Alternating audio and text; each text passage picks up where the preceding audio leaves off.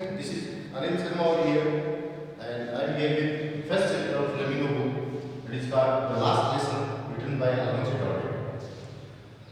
The last lesson. It doesn't mean the last lesson in book. It is the first chapter in our book, respective book of Flamingo book. So we're going through the online class due to the COVID-19 crisis. Here we are with the first lesson written by Alonso Daudet. I want to tell you something about Alonso Daudet. He was a French novelist and short story writer, famous in French literature. He has written many novels and many short stories. So students, chapter first is over here, the last lesson. It means when. Here we have put main character in this lesson, Mr. Hamel and Franz. Franz is a student and Mr. Hamel is a French teacher. Important notes, I want to tell you important notes about the lesson. After that we will go more in detail. The story and the lesson I can say happens in the Franco-Prussian War.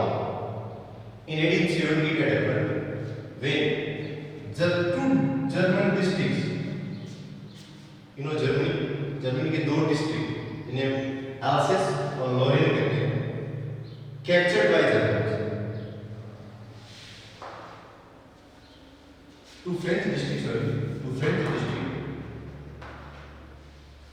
captured by Germans led under Bismarck. I think you know about Bismarck, who has given the iron and blood policy for his supporters and all those people who follow him.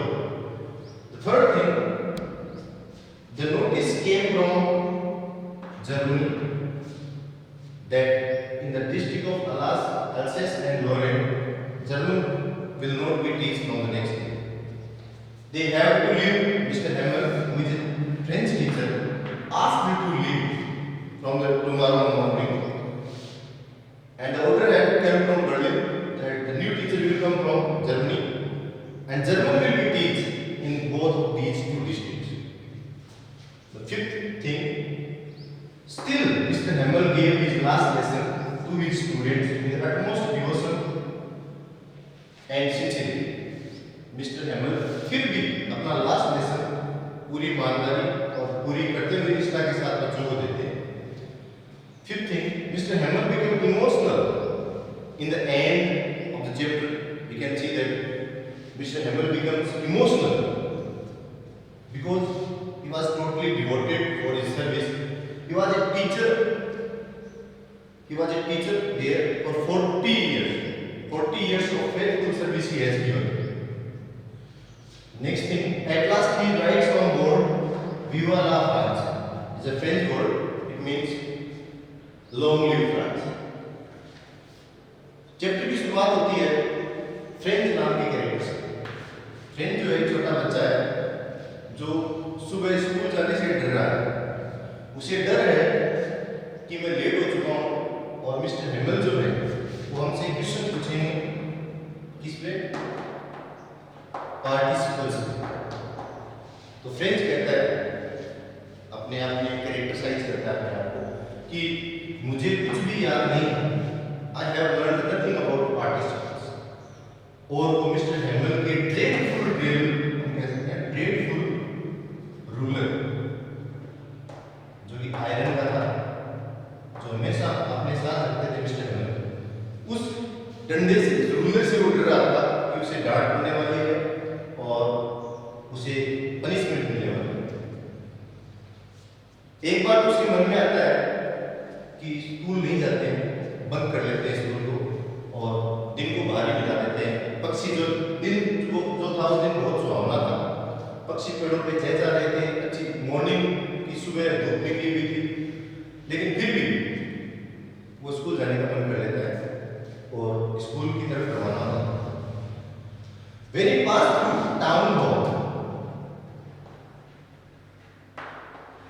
passed through town hall, town hall was a hall, a big hall where the news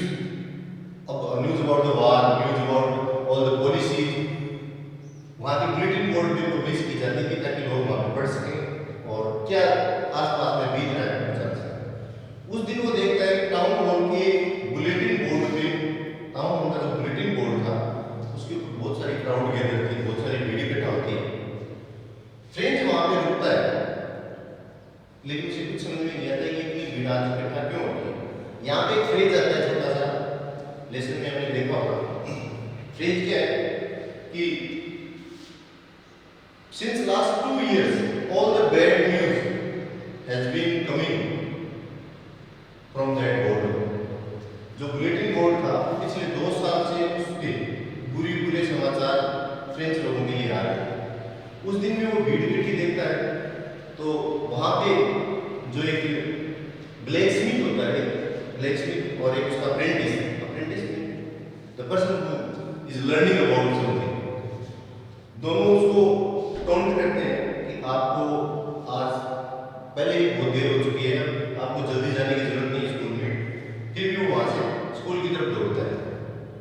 school में जब वो पहुँचता है तो उसे बहुत सारी चीज़ें अनयूजुअल लगती हैं। कौन कौन सी चीज़ें उसे अनयूजुअल लगती हैं कि स्कूल में मोस्टली क्या होता था, hustling and bustling, Russell and बसल, इतनी आवाज़ें होती थी, डेस्क खिसकाने की, बच्चों के भागने दौड़ने की, बहुत सारा शोर होता था।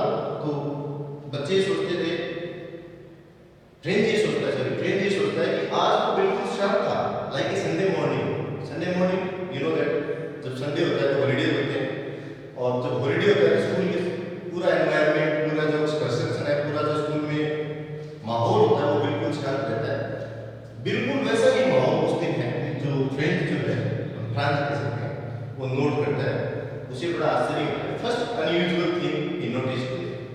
द सेकंड अनयूजुअल थिंग, जब वो क्लास में एंटर करता है तो मिस्टर हेमल अपनी चेयर पे बैठे होते हैं चिंताग्रस्त, और उसे जाते कहते हैं,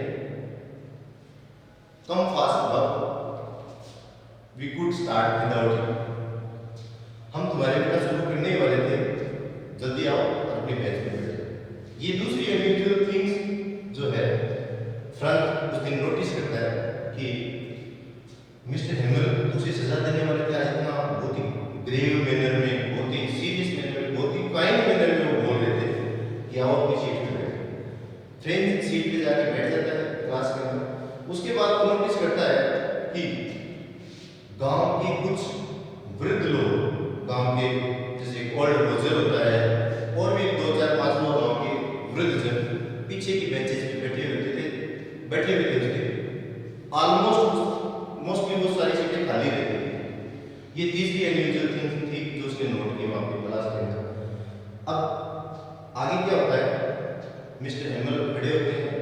चौथी अनयूजुअल थिंग फ्रेंड्स जो है उस दिन नोटिस करता है कि मिस्टर हेमल जो है उस दिन अपना जो फाइनेस्ट संडे क्लॉथ्स हम कह सकते हैं, उनके जो ऐसे कपड़े पहने हुए थे जो वो 2 ही दिन पहनते थे, या तो when the inspection day is over there or when I can say that prize distribution ceremony is over there, उसी दिन वो अपना वो फेवरेट सूट जो था वो पहनते थे, लेकिन वो उस दिन भी पहने हुए थे। Except those 2 days he never wears his clothes। After that France जो है वो नोटिस करता है कि ये सारी अनयूजुअल थिंग्स क्यों हो रही हैं। तो मिस्टर हेमल खड़े होते हैं और उसी ग्रेव कंसर्न में, उसी पोलाइटनेस से वो बोलते हैं कि this is your last French lesson. यहाँ पे एक्सक्लेमेटरी सेंटेंस हम लेसन में पढ़ते हैं, these words like a thunderclap for me means for France.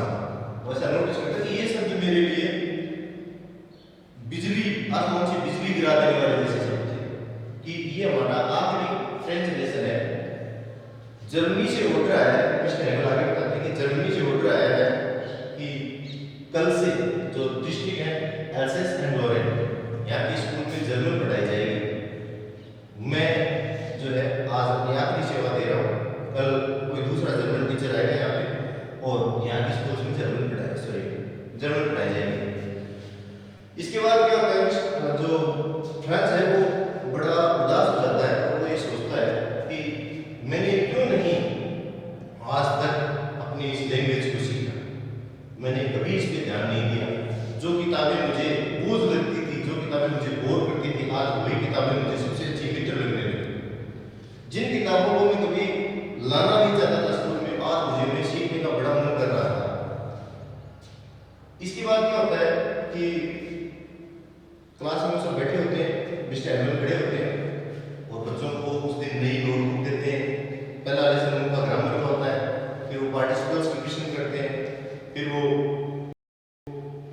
France से भी पूछते हैं कि उनके जो क्वेश्चन थे रिलेटेड क्वेश्चन पूछते हैं। फ्रांस होता है कि मैं इसको बता पाऊंगा, लेकिन वो जब खड़ा होता है क्लास में तो बोल नहीं पाता बिल्कुल, क्योंकि उसने अपनी लैंग्वेज पे कभी फोकस ही नहीं किया, कभी सीखने की कोशिश ही नहीं की।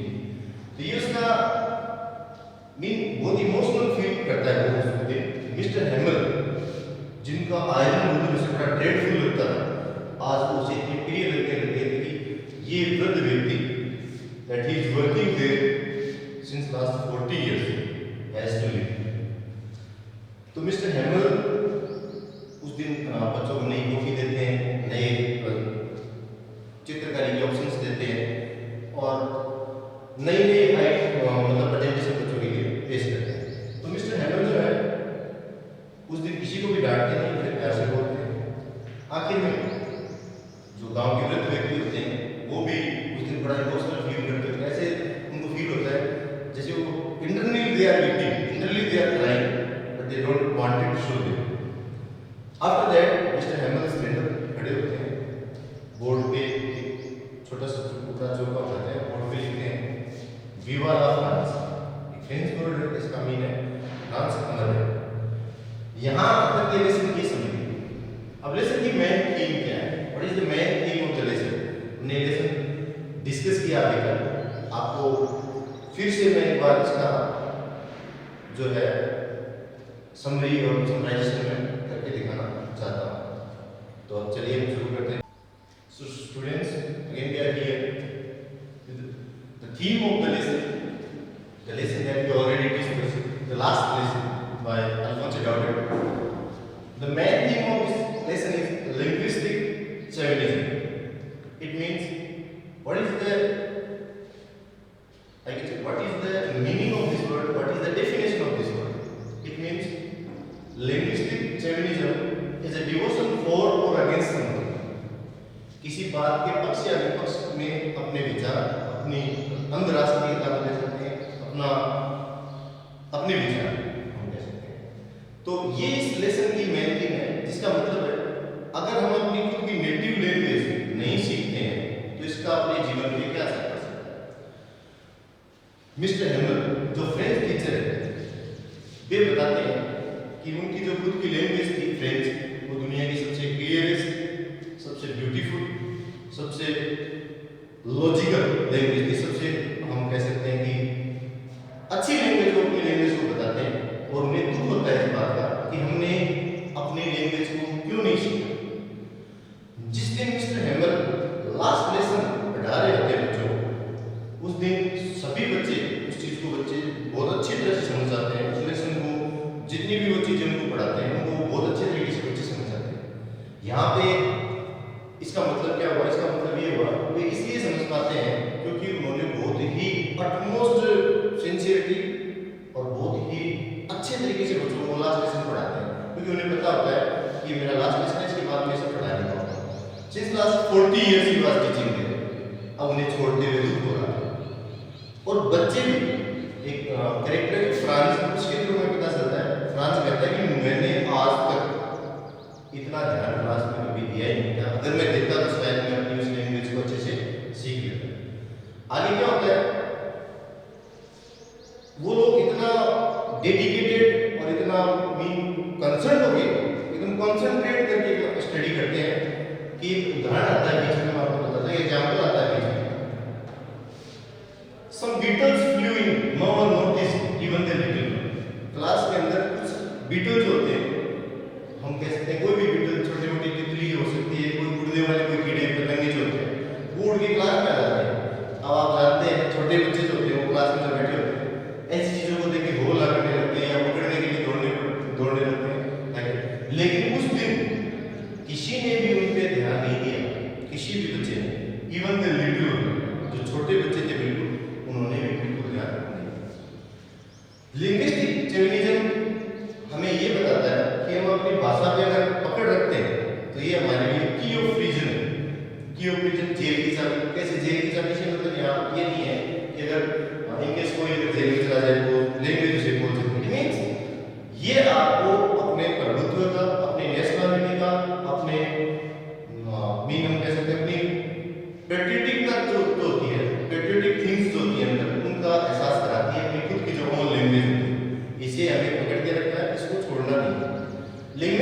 माइनॉरिटीज हम देखते हैं इंडिया में बहुत सारे लोग, बहुत इंडिया एक ऐसा कंट्री है जिसे हम कह सकते हैं विविधताओं में एकता, यूनिटी इन डाइवर्सिटी ऐसा देश है।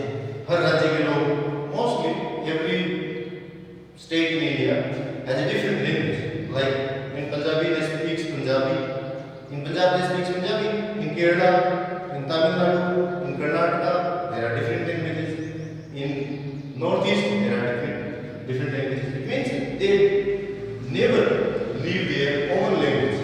Why?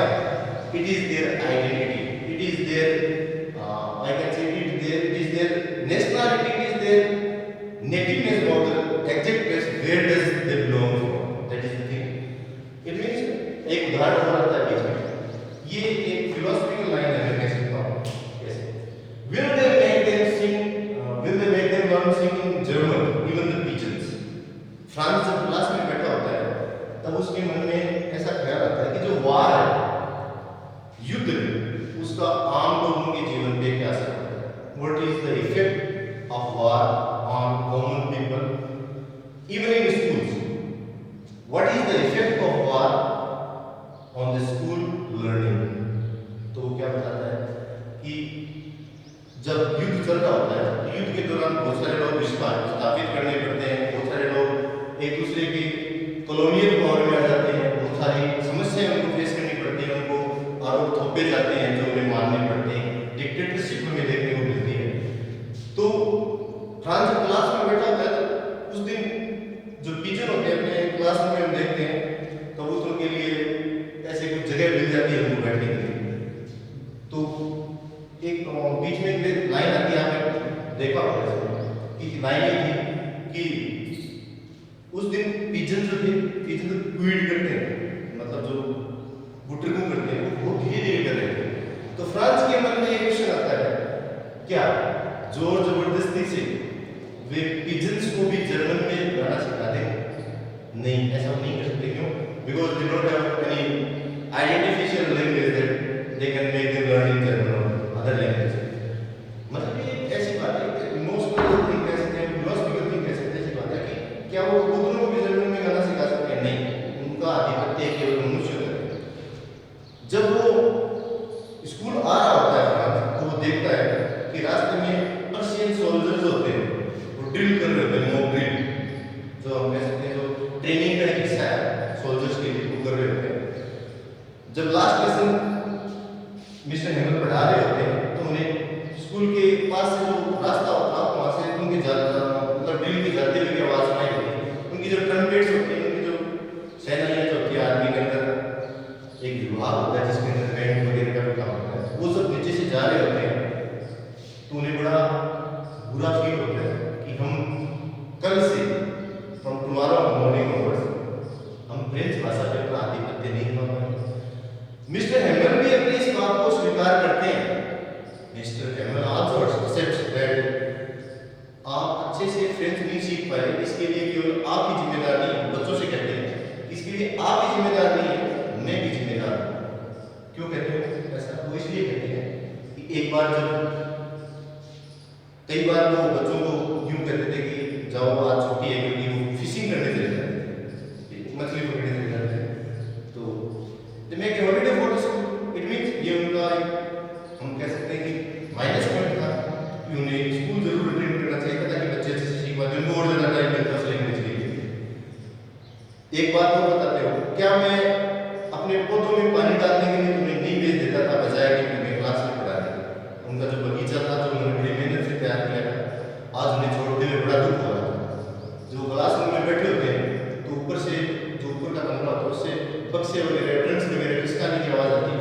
तो मिस्टर हेमल की जो सिस्टर है वो वहाँ पे पैक कर रही थी सामान, क्योंकि उन्हें अगली मॉर्निंग वो जगह छोड़ दी थी.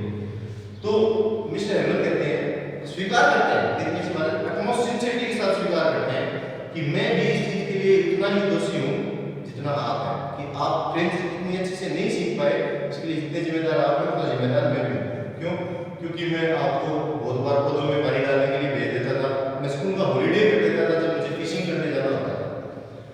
बच्चे भी इस बात को स्वीकार करते हैं. मोस्टली हमारे पास एक ही कैरेक्टर है जो फ्रांस नाम का बच्चा है, वो भी स्वीकार करता है, मन में ऐसे करता है कि बजाय मैं इसे सीखने के दिन बाहर बिता देता था, घोंसले जो थे उनके अंडे देखने के लिए या फिर स्लाइडिंग करने के लिए साथ में जो बर्फ पे स्लाइडिंग करते हैं, इस पे जाने के लिए। तो वो कहता है कि मुझे बड़ा दुख हो रहा था कि मैंने इसे सीखा क्यों नहीं। इट मीन्स अगर मैंने इसे सीखा होता तो मुझे लिंग्विस्टिक चैलेंज का सामना करना नहीं पड़ता। मीन्स मैं इसके विरुद्ध नहीं जाता, ये लैंग्वेज में अपनी पकड़े रखता है, ये मुझे एहसास कराती कि मैं एक फ्रांसीसी हूँ, एक फ्रेंच पर्सन हूँ और मुझे इस पर गर्व है।